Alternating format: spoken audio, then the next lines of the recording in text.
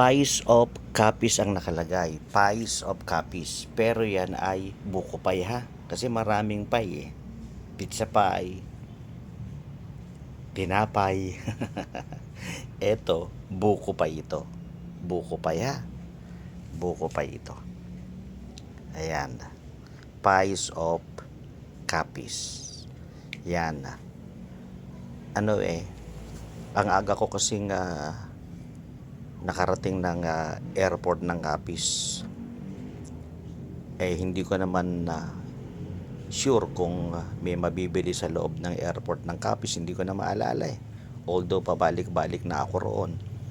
And secondly, hindi ko alam kung may mga mabibiling pasalubong inside the airport.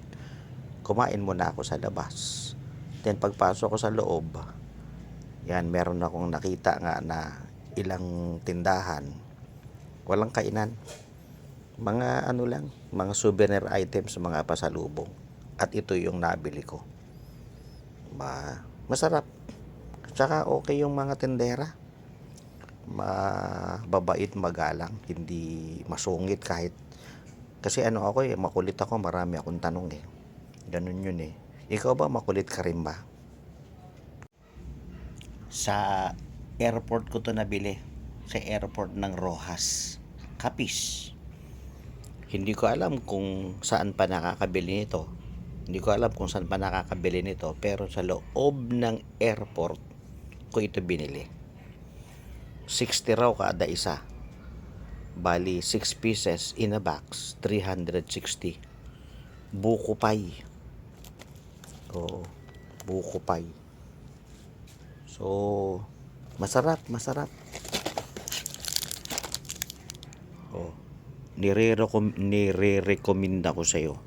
Pag pupunta ka ng Rojas City, Capiz, bumili ka nito. O baka hindi lang sa Rojas.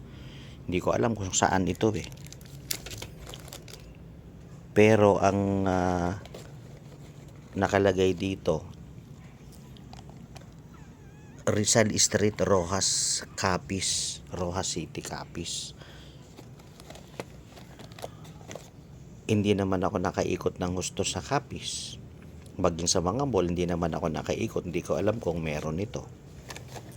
Pero sa airport, nung pauwi na ako, ayan, nakita ko yan. So, ang galing. At ang sarap. Ano to? Buko pie. Buko pie ito. Buko pie, talagang very tasty talaga yung buko pie nila. Tapos, ang kapal ng cheese sa ibabaw. Ang kapal. Tapos, kada per piece, may nakalagay may lot number at merong expiration.